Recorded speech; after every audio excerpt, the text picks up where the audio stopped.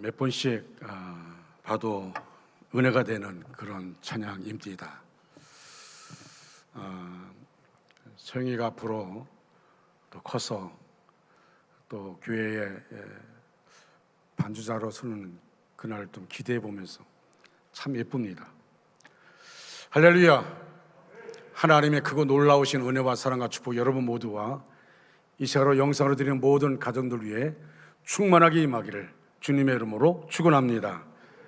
우리 옆에 분들, 좌우분들 하나님 당신을 사랑하십니다. 힘내시기 바랍니다. 찬양하시기 바랍니다. 축복하시기 바랍니다. 우리 축복송 부르겠습니다.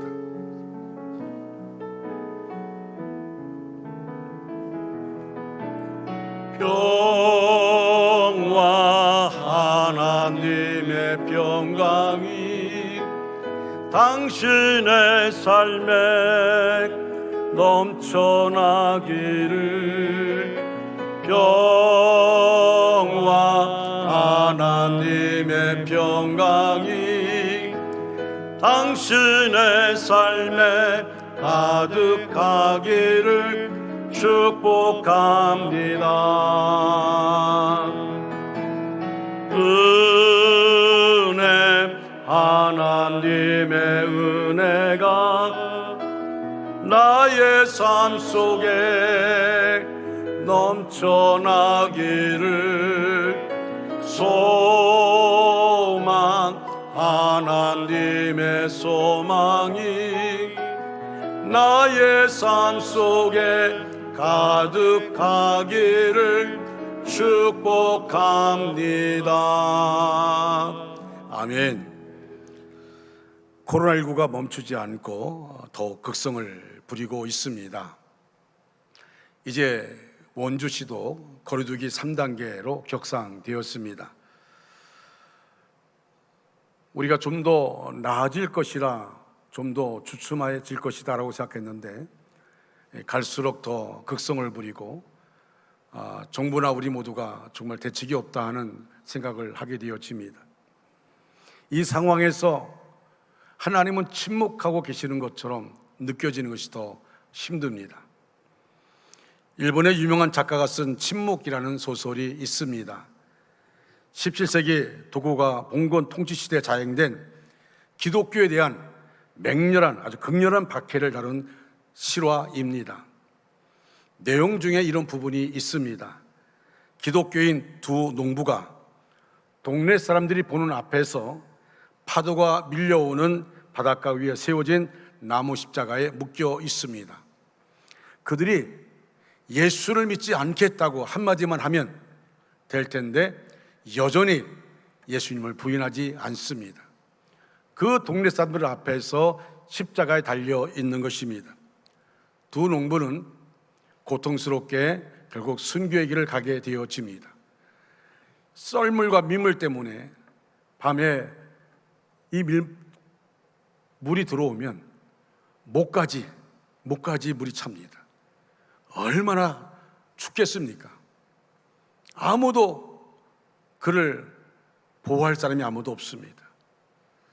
그 모습을 처음부터 끝까지 언덕 위에서 숨어서 보고 있던 선교사 포르투갈인 신부는 너무나 괴로웠습니다.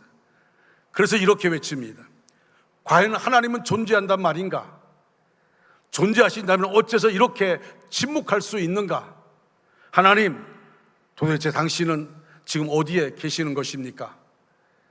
그가 붙잡혔을 때에 배교하지 않으면 기독교인들을 죽일 것이라는 위협을 받고 결국 배교합니다. 사실 오늘 우리들도 삶의 여러 가지 상황 속에서 이렇게 하나님의 침묵을 느끼고는 불안해하는 때가 많이 있습니다. 그리고 때때로 하나님께서 굉장히 멀리 계시는 것 같은 느낌은 우리를 더욱 괴롭게 합니다. 아무리 기도해도 하나님께서 나의 기도를 들으신 것 같지 않고 마치 내가 혹시 하나님으로부터 버림받은 것은 아닐까 하는 회의적인 생각에 탄식하는 때도 있습니다. 그리고 이런 생각과 느낌은 우리의 삶의 고통과 환난의 시간이 오랫동안 지속될 때에 더욱 심각하게 다가옵니다. 환난과 고통과 질병이 우리의 간절한 소원과 애원에도 불구하고 쉽게 제거되지 아니할 때 우리는 하나님의 사랑과 그의 임재하심에 대한 확신이 흔들리기 시작하면서 이렇게 단식합니다. 하나님, 도대체 어디에 계십니까? 나의 어려운 상황을 아시지 않습니까? 도대체 언제까지 기다려야 합니까? 저는 지난 수요일 새벽 기도회 때에 시편 13편을 가지고 설교를 했습니다.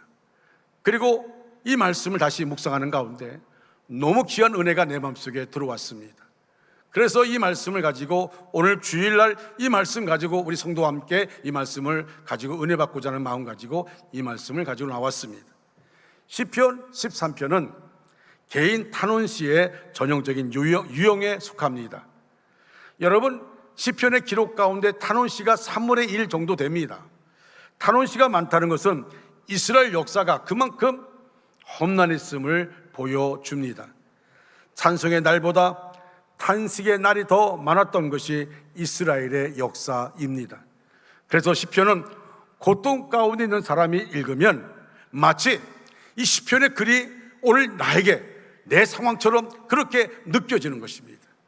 다윗 때의 상황이 아니라 나 때 지금 내가 겪고 있는 이 상황 가운데 시편의 이 고백은 나의 고백처럼 그렇게 느껴집니다. 이렇게 탄식이 많지만 그 중심은 전혀 비극적이지 않습니다. 오히려 그 안에서 더 진실된 믿음을 발견하게 됩니다.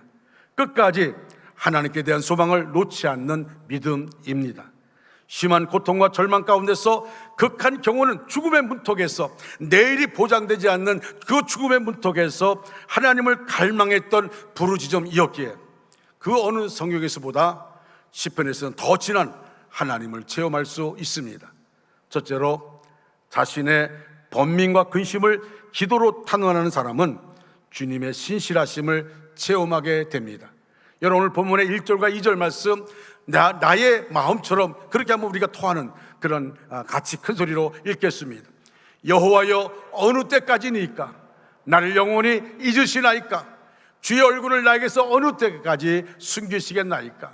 나의 영혼이 번민하고 종일토록 마음에 근심하기를 어느 때까지 하며 내 원수가 나를 치며 자랑하기를 어느 때까지 하리이까? 시편 14편은 어느 때까지입니까? 어느 때까지입니까? 어느 때까지입니까? 어느 때까지입니까? 이렇게 시작합니다. 히브리어 보니까 4번의 아드나, 아드아나, 아드아나, 아드아나 메아리치고 있습니다. 유대계 원전인 타나크 한글 번역본으로 다시 한번 제가 들려드리겠습니다. 타나크라는 원전에 보면 이렇게 외치고 있습니다. 오 주님, 언제까지 당신은 나를 무시하실 것입니까? 언제까지 주님은 나로부터 당신의 얼굴을 숨기실 것입니까? 언제까지 내 마음이 걱정에 가득 차 있어야 합니까? 언제까지 온종일 내 가슴에 슬픔이 있어야 한다는 말입니까? 언제까지 내 원수들이 나를 이길 것입니까? 나를 쳐다봐 주십시오. 내게 대답해 주십시오. 오 주님, 나의 하나님이요. 시인은 하나님께 지금 화를 내고 있습니다. 그 하나님을 다그치며 성을 내고 있습니다. 하나님께 좀 생각해 보십시오. 좀 생각해 보십시오. 탄식하고 있습니다. 여러분, 기도하면서 언제까지입니까? 하며 탄식해 본 적 있습니까? 언제까지입니까? 우리는 영적 침체와 고통에 지속될 때 이런 탄식을 합니다. 기도의 응답이 속히 이루어지지 않을 때에 우리는 한숨을 쉬며 이렇게 탄식합니다. 사랑하는 사람을 잃은 자의 탄식입니다. 계속되는 실패로 자신에 대해 무력감을 느끼는 자의 탄식입니다.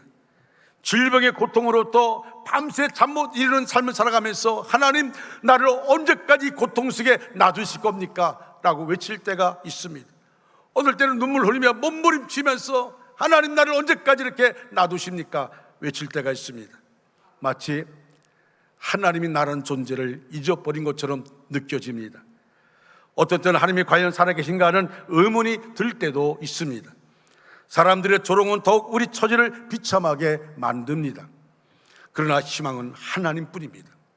외쳐도 부르짖어도 희망은 하나님뿐입니다. 하나님이 개입하셔야 이 모든 문제가 해결됩니다.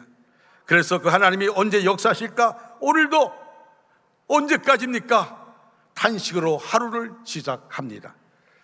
시편이나 구약성경을 보면서 느끼는 것은 그 기도들이 솔직하다는 것입니다. 하나님 어디 계십니까? 하나님 도대체 살아 계시기나 한 것입니까? 항변합니다. 솔직한 항변들입니다. 저도 목회하면서 성도들이 어려운 가운데 있으면 곧 이루어지겠지, 곧 해결되겠지 하고 할 때 안 되면 하나님 앞에 항변할 때가 있습니다. 하나님, 이렇게 놔두시면 어떡합니까? 언제 할 겁니까? 언제까지 기다려야 됩니까? 그렇게 하나님께 항변하면서 외칠 때가 있습니다. 여러분, 기도를 너무 고상하게 하지 마십시오. 하나님 앞에서도 체면 차리는 기도하려는 사람들이 많습니다. 그러면 하나님으로부터 오는 감동도 없습니다. 그리고 자기도 속병에 듭니다. 예수님이 누가복음 18장에서 기도의 모범을 말씀하면서 불의한 재판관과 억울한 과부에 대한 말씀을 했습니다. 과부가 무슨 힘이 있습니까? 아무런 힘도 없습니다. 근데 억울합니다. 마음속에 너무도 억울합니다. 그가 할 수 있는 것은 오직 부르짖는 것뿐입니다. 하나님 무시하는 불의한 재판관, 그 재판관 앞에 가서 나의 원한을 풀어달라고, 나의 원한을 풀어주소서, 억울합니다, 나를 살려주세요, 나 이대로 살 수가 없습니다. 이 단순하고도 솔직한 기도가 응답을 가져왔습니다. 하나님 앞에 스트레스 풀듯이 모든 불만 상황을 솔직하게 털어놓았습니다. 그리고 기도 후에 하나님을 신뢰합니다. 그렇습니다. 우리가 하나님 앞에 솔직한 내 마음, 이 속에 있는 마음을 끄집어내서 솔직하게 합니다. 항변합니다. 화나면 화난다고 말합니다. 억울하면 억울하다고 말합니다. 그러나 기도 후에는 하나님을 신뢰하는 겁니다. 다윗은 번민과 근심으로 고통을 겪으면서도 모든 의심을 떨쳐버리고 하나님을 신뢰하였습니다. 그래서 그는 하나님을 여호와 내 하나님이요, 여호와 내 하나님이요 라고 고백하면서 그의 모든 문제를 하나님께 맡겨드립니다. 따라할까요? 여호와 내 하나님이요, 여호와 내 하나님. 할렐루야. 그리고 결국 그는 자기의 기도를 들어주시는 하나님의 신실하심을 체험하게 되었습니다. 그 이유는 하나님께서는 하나님의 자녀들 절대로 잊지 않으시고 버리지 않으시며 은혜를 베푸신 그 얼굴을 절대로 숨기지 않으시기 때문입니다. 그렇습니다. 하나님은 우리가 여호와여 어느 때까지입니까? 라고 탄식할 때도 여전히 우리를 잊지도 않으시고 그 얼굴을 우리에게서 숨기시지도 않으십니다. 그러므로 자신의 번민과 근심을 하나님께 기도로 탄원하는 사람은 주님의 신실하심을 체험하게 될 줄 믿습니다. 한 자피아의 엄마가 아들을 이렇게 묘사했습니다. 세상에 갇힌 새처럼 자기만의 세계에 빠져 세상과 소통을 거부하는 아이, 다른 아이들과 어울리지 못하고 혼자서만 떠도는 아이, 마땅한 약도 특별한 치료법도 없이 평생을 그렇게 살아야 하는 아이, 놀이터에서 놀다가 모래를 자기 눈에 비벼대고 깨진 유리조각을 자기 얼굴에 뿌려대는 아이, 아이의 엄마가 아파트 11층 베란다에서 아이와 함께 뛰어내릴 생각을 하던 어느 날 이웃의 전도로 교회를 나가게 되었습니다. 자기 힘으로는 도저히 이 상황을 이길 수 없는데, 그런 마음이 자꾸 자기를 사로잡는데, 아이와 함께 뛰어내려 죽자 마음이 사로잡는데 아파트 문을 두들기면서 한 전도자가 왔습니다. 이웃 사람이 와서 예수 믿어야 된다고. 그래서 이 사람이 지푸라기도 건질고자 하는 마음 가지고 예수님을 믿게 되었습니다. 그리고 교회 가서 은혜 받았습니다. 예수님을 만났습니다. 예수님을 영접했습니다. 그리고는 바라봄의 법칙이라는 설교를 듣고 집에 돌아온 이 엄마는 2장의 그림을 그렸습니다. 한 장은 온 가족이 아이와 함께 단련하게 식사하는 그림이고, 다른 한 장은 아이가 학교 교실에서 열심히 선생님의 말씀을 듣고 자신의 미래를 구상하는 그림이었습니다. 두 장의 그림을 거실 중앙에 붙여놓고 이 엄마는 이렇게 기도했습니다. 제 아이가 이렇게 되게 해 주십시오. 더 이상 이 아이의 과거를 바라보지 않겠습니다. 제 아이가 짐이 되는 존재가 아닌 축복이 되는 존재로 살게 하여 주십시오. 이제 이 아이의 미래를 감사함으로 바라보며 다만 축복하며 섬기겠습니다. 자신의 뜻대로 아들을 치우려고 몸부림쳐 온 것을 회개한 그에게 하나님의 치유가 함께 했습니다.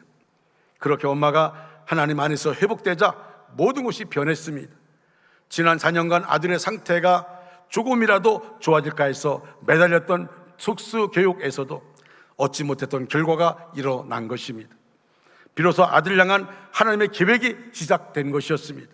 엄마의 변화는 곧바로 아들의 변화로 찾아왔습니다. 그동안 아들을 위해 특수교육에 의존해 왔지만 지금까지의 교육을 원점으로 돌려서 아들에게 맞는 맞춤 교육을 시작했습니다. 이후 아들의 상태는 눈에 띄게 나가죠. 자퇴한 그 해에 일반 아이와 장애 아이를 함께 교육하는 수원 중앙기독초등학교에 입학할 수 있게 되었습니다. 그리고 그곳에서 그는 수영을 배우게 됩니다. 수영부에 들어갔습니다. 이 아이는 어릴 때부터 수영을 참 잘했습니다. 수영부에 들어갔습니다. 그런데 이 아이가 체코에서 열린 세계 장애인 수영 선수권 대회에서 19살 나이로 세계 신기록을 수립했습니다. 기도를 드렸던 엄마는 유형경 집사이고 아이는 김진호입니다. 유형경 집사는 이렇게 말했습니다. 만약 누가 다시 태어나서 내 삶을 선택하라고 이야기한다면, 어떤 삶을 선택하겠느냐고 묻는다면 나는 다시 한번 진호 엄마로 태어나고 싶다고 말하겠습니다. 하나님을 알지 못했을 때는 진호가 내 삶의 짐이요 커다란 부담이었지만 하나님의 사랑을 깨달을 때 진호는 내 삶의 선물이 되었습니다. 앞으로도 진호와 우리 가족이 하나님 안에서의 아름다운 경주를 이어갈 수 있도록 기도해 주세요. 여호와여, 어느 때까지입니까? 내 외환을 오랫동안 겪다 보면 원망과 탄식을 하기 쉽습니다. 그러나 하나님, 우리가 번민하고 근심할 때 결코 우리를 잊지 않으시며 그 얼굴 우리에게서 숨기지 않으십니다. 자신의 번민과 근심을 하나님께 기도로 탄원함으로써 하나님의 신실하심을 체험하는 저와 여러분 되시기를 주님의 이름으로 축원합니다. 두 번째로, 주님의 사랑을 의지하는 사람은 주님의 구원을 기뻐하며 찬송하게 됩니다. 하나님이 안 계신 것 같고 계신다고 하여도 우리를 사랑하지 않으시거나 기도를 듣지 않으신 것 같을 때가 있습니다. 다윗은 이런 절망적인 상황 앞에서 두려워합니다. 오늘 본문의 3절 말씀 보면 두렵건대 내가 사망의 잠을 잘까 하오며 라고 말합니다. 두렵건대 내가 사망의 잠을 잘까 하오며. 여기서 다윗이 사망의 잠을 두려워한 것은 곤란 중에, 공경 중에 자칫 자포자기 할까봐 걱정한 것입니다. 너무 힘들면 포기하기 쉽습니다. 특히 도와주는 사람 하나 없으면 너무 힘들어 주저앉고 맙니다. 그런 사람이 참 많이 있습니다. 어떤 사람은 너무 힘드니까 그냥 내 인생 그냥 자살로 끝내고 마는 사람도 있습니다.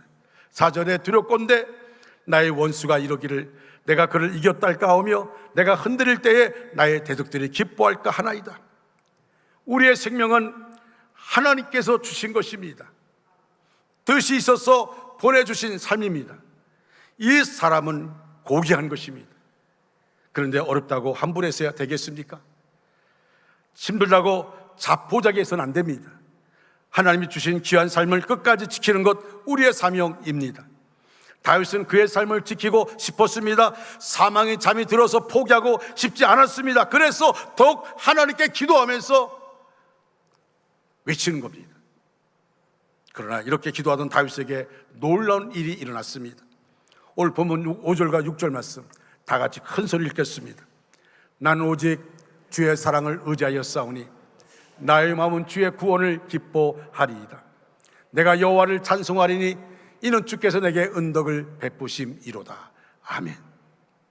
그 절망적인 상황에서 하나님의 사랑을 의지하며 주의 구원을 기뻐하며 하나님을 찬송합니다. 어떻게 이런 일이 일어날 수 있습니까? 3절에서 열쇠를 찾을 수 있습니다. 다윗은 눈을 열어달라고 기도하였습니다. 3절에 여호와 내 하나님이여 나를 생각하사 응답하시고 나의 눈을 밝히소서라고 말합니다. 개역 성역에 나의 눈을 열어 주시옵소서. 나의 눈을 열어 주시옵소서. 그렇습니다. 눈이 열려야 합니다. 하나님의 비밀을 보게 되면 어떤 절망에서도 믿음으로 승리할 수 있습니다. 우리는 사도행전 7장에서 스데반 집사의 순교 장면을 봅니다. 스데반 집사는 믿음이 뛰어났습니다. 믿음이 좋고 성령 충만했고 칭찬 듣는 사람이었습니다. 주변에 많은 사람이 스데반 집사를 좋아하고 칭찬합니다. 그는 이렇게 일찍 죽는 것이, 그것도 돌에 맞아 순교한 것이 너무 안타깝습니다. 주변 사람들은 스데반이 순교할 때 너무 안타까워했습니다. 그러나 정작 본인 스데반은 그렇지 않았습니다. 순교의 순간 그의 얼굴이 천사의 얼굴 같다고 했습니다. 스데반을 좋아하는 성도들이 스데반 얼굴이 천사 같다 그렇게 말한 게 아닙니다. 돌을 들고 중후의 마음 가지고 스데반을 향해서 돌을 던지는 사람들이 스데반의 얼굴을 보니까 그의 얼굴이 천사 얼굴 같았습니다. 그것은 눈이 열려서 하나님이 나를 보았기 때문입니다. 여러분, 사도행전 7장 55절 56절 말씀 우리 한번 다 같이 큰 소리 읽겠습니다. 스데반이 성령 충만하여 하늘을 우러러 주목하여 하나님의 영광과 예수께서 하나님 우편에 서신 것을 보고 말하되 보라 하늘이 열리고 인자가 하나님 우편에 서신 것을 보노라 한대. 아멘.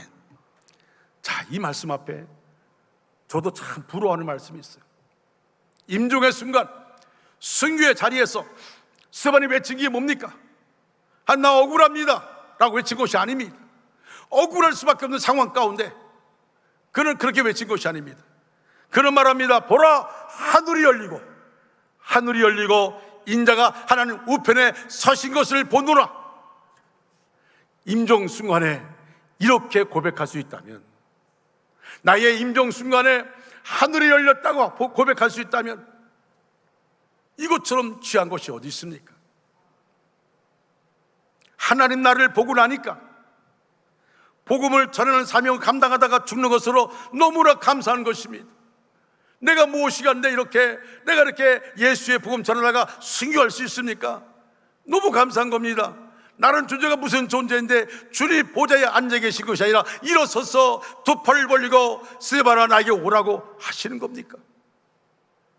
그 얼굴이 천사의 얼굴처럼 될 수밖에 없는 것입니다. 주기철 목사님의 마지막 설교문입니다. 주님을 위하여 오는 고난을 내가 피하였다가 이 다음 내가 무슨 낯으로 주님을 대하오리까? 주님을 위하여 이제 당하는 핍박을 내가 피하였다가 이 다음 주님이 너는 내 이름과 평안과 즐거움을 다 받아 누리고 고난의 자는 어찌하고 왔느냐고 물으시면 나는 무슨 말로 대답하랴? 주님을 위하여 오는 십자가를 내가 피하였다가 이 다음 주님이 너는 내가 준 유일한 유산인 고난의 십자가 어찌하고 왔느냐 물으시면 나는 무슨 말로 대답하리까? 그러므로 나에게는 일사각오의 신앙이 있을 따름입니다. 일사각오의 신앙. 사랑하는 성도 여러분, 이해할 수 없는 삶의 역경에 처해 있는 분이 있으십니까? 너무나 오래 기간 동안 해결되지 않은 문제로 인하여서 고통스러워하는 분이 있습니까? 그래서 하나님 언제까지입니까? 탄식하면서 이제는 하나님께 기도하기조차도 포기하려 하는 분이 있으십니까? 지금은 아니라 할지라도 앞으로 그런 상황을 만날 때 준비되셨습니까? 스코틀랜드에 로버트라는 왕이 있었습니다. 나라의 전쟁이 일어나 그는 군대를 진에 이끌고 나가 용감하게 싸웠습니다. 그러나 수야 열쇠로 6번 접전 끝에 참패를 당하였습니다. 그는 할 수 없이 깊은 산속에 혼자 피신하여 숨었습니다. 마침 비가 와서 바위굴 밑에 들어가 누웠습니다. 그는 몸도 피곤하고 마음도 절망감에 사로잡혀서 몹시 괴로워 누워 있었습니다. 그런데 그때 천장에서 거미 한 마리가 열심히 일하고 있는 것을 보았습니다. 그 거미는 이쪽 나뭇가지에서 저쪽 나뭇가지로 거미줄을 이으려고 애쓰고 있었습니다. 그 일은 쉬운 일이 아니었습니다. 거미는 6번이나 계속하여 실패하였습니다. 왕은 한숨을 쉬며 중얼거렸습니다. 저놈도 나와 마찬가지로 여섯 번이나 실패를 하는구나. 참 가엾구나. 그러나 거민은 포기하지 않았습니다. 거민은 7번째 시도하더니 성공하였습니다. 이를 지켜보던 왕은 벌떡 일어났습니다. 그리고 다시 나가서 전열을 가다듬어 용검에 싸워서 적을 물리쳤다고 하는 이야기입니다. 그냥 포기했다면 끝나는 것입니다. 하나님은 거민을 통해서 이 로버트 왕에게 말씀한 겁니다. 포기하지 말라고. 포기하지 말라고. 사랑하는 성도 여러분, 절망은 무서운 것입니다. 인생을 포기하게 합니다. 그러나 하나님의 사람들은 아무리 힘들어도 낭망해서는 안 됩니다. 우리의 삶은 하나님께서 주신 고귀한 삶입니다. 이 고귀한 삶이 지쳐 낙심될 때 하나님께서 기도하십시오. 낭망하여 사망의 잠을 자지 않도록 기도하십시오. 포기하여 하나님 영광 가리지 않도록 기도하십시오. 그리고 하나님의 은혜로 끝까지 승리하시기 바랍니다. 이것이 기도의 은총입니다. 우리가 진심으로 인내하는 가운데 믿음으로 기도하면 제일 먼저 어떤 일이 벌어지는지 아십니까? 우리가 기도할 때 물론 하나님께서 당신의 때가 되면 반드시 우리의 기도에 응답하십니다. 그러나 하나님께서는 우리가 기도할 때 제일 먼저 우리를 변화시켜 주십니다. 기도하는 그 사람을 먼저 변화시켜 주십니다. 문제를 가지고 기도할 때 그 문제의 원인이 다른 데 있는 것이 아니라 바로 나에게 있음을 깨우쳐 주시는 것입니다. 그래야 먼저는 내가 변하게 하십니다. 내가 그동안 미처 깨닫지 못하고 있던 것들을 깨우쳐 주십니다. 내가 그동안 얼마나 하나님의 은혜 가운데 살아왔는가 하는 것을 바라보게 하시고 깨우쳐 주십니다. 그래서 비록 아직 문제는 해결되지 않았고 환경이 변화되지 않았다 하더라도 우리의 입술에서 찬양이 흘러나오게 하십니다. 오늘 다윗이 고통 중에서도 찬양할 수 있게 된 것은 그가 기도하는 중에 바로 이런 사실을 깨닫게 되었기 때문입니다. 그것은 바로 자기가 지금까지 지내올 수 있었던 것이 모두가 하나님의 인도하심과 보호하심 때문이었다는 사실을 깨닫게 되었기 때문입니다. 그가 기도하기 시작했을 때 하나님께서 그의 영의 눈을 밝게 하셔서 이 사실을 깨닫게 도와주신 것입니다. 그는 지금까지 자기가 살아온 것이 자기의 능력과 힘에 의해서가 아니라 전적으로 하나님의 인도하심과 보호하심 때문이라는 사실을 깨닫게 된 것입니다. 그러자 그의 입술에서는 찬양이 넘쳐 나오기 시작하였습니다. 이것이 바로 세상 사람들은 알 수 없고 이해할 수 없는 변화요 주님께서 주시는 은총입니다. 세상 사람은 나를 바라보면서 안 됐다, 참 불쌍하다라고 할지 모르지만 그 안에서 그 상황 속에서 넉넉하게 웃으며 기뻐하며 찬양하는 모습, 이것이 바로 세상 사람들 이해할 수 없는 겁니다. 아니, 세상 사람은 우리 보러 미쳤다고 할 수 있습니다. 저렇게 힘들어하더니 결국 미쳤구나 할 수 있습니다. 그러나 우리는 그 세상 사람이 이해하지 못하는 그 은혜와 사랑, 그 변종한 변화, 내 삶은 변화가 안 됐다 할지라도 내 마음의 삶의 여유, 넉넉함, 하나님이 주신 것입니다. 여러분, 이것은요 하나님의 은총 가운데 살면서 그 은혜를 깨달은 사람들만이 할 수 있는 변화요 축복입니다.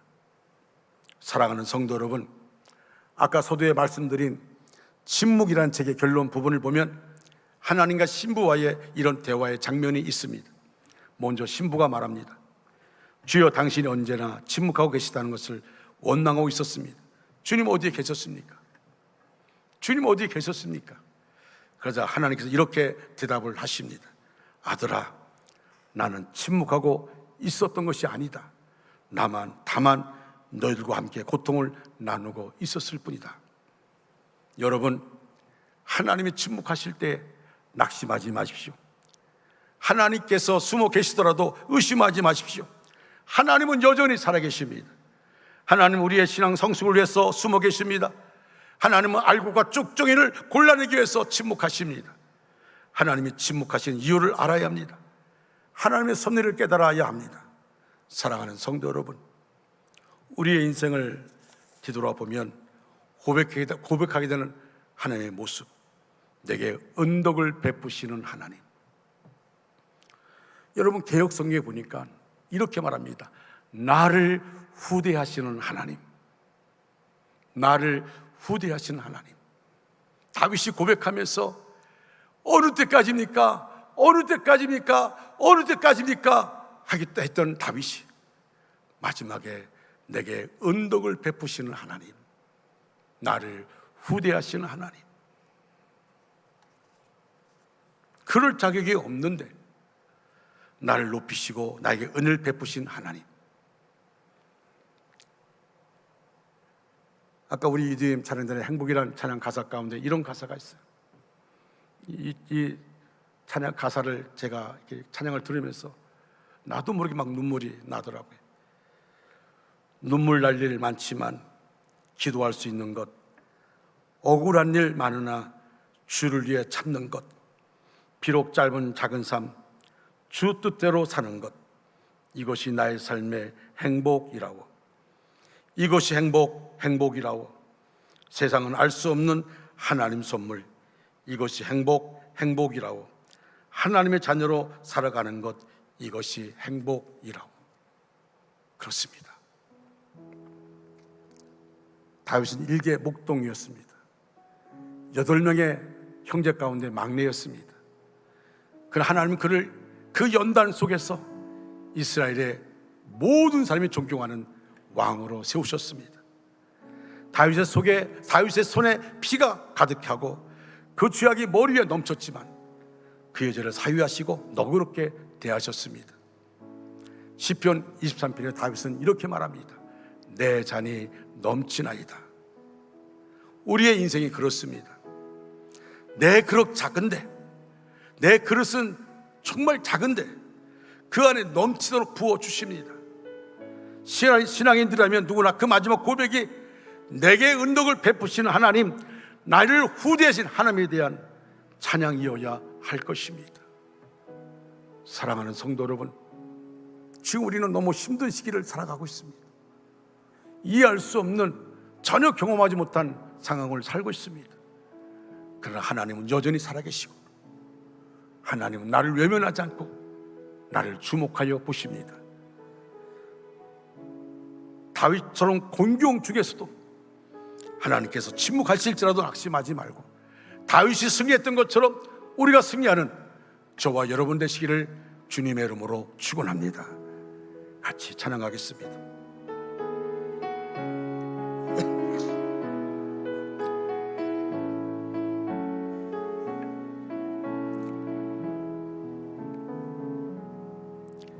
주 선한 능력으로 안으시네, 그 크신 팔로 날 붙드시네. 절망 속에도 흔들리지 않고 사랑하는 주 얼굴 구하리. 선한 능력으로 일어서리. 주만 어제 아래 믿음으로 우리 고대 안에 주 오실 그날 영광의 새날을 맞이하리. 이전의 괴로움 날 애워싸고 고난의 길을 걷는다 해도 주님께 모두 맡긴 우리 영혼 끝내 승리의 날을 맞으리. 아멘. 선한 능력으로 일어서리. 주만 어제 아래 믿음으로 우리 고대 안에 주 오실 그날 영광의 새날을 맞이하리. 주님이 마신 고난의 쓴 잔을, 주님이 마신 고난의 쓴 잔 우리도 감사하며 살겠습니다. 우리 우리도 감사하며 받으리. 주님의 남은 공한 채워가 예수와 복음 위에 살겠습니다. 아멘. 예수와 복음 위에 살리라. 선한 능력으로 일어서니 주만도 제하네 믿음으로 우리 고대 안에 주 오실 그날 승리의 생활을 맞이하리. 그렇습니다. 주님이 마신 고난의 쓴 잔을 우리도 감사하며 받겠습니다. 주님의 남은 고난 채워가며 예수님과 복음 위에 살겠습니다. 하나님, 우리를 붙잡아 주시고 보호하여 주시옵소서. 여호와께서 사람의 걸음을 정하시고 그의 길을 기뻐하시나니 그는 넘어지나 아주 엎드러지지 아니함은 여호와께서 그 손으로 붙드심이라 말씀했습니다. 하나님, 코로나19 가운데 살고 있는 우리 모든 믿음의 식구들 하나님 붙잡아 주시옵소서. 하나님 일으켜 주시옵소서. 포기하지 않게 하시고 낙심하지 않게 해주시고 하나님께 기도하며 일어서게 하여 주시옵소서. 승리를 아버지 앞에 안겨줄 수 있는 우리 모두가 되게 하여 주옵소서. 환난 날에 나를 부르라 내가 너를 건지리니 네가 나를 영화롭게 하리라 하나님 말씀해 주셨습니다. 기도합니다. 붙잡아 주시옵소서. 우리의 삶이 하나님의 영광을 쓰임받게 하여 주시옵소서. 예수님의 이름으로 기도합니다. 아멘. 다 같이 일어나 찬양합니다.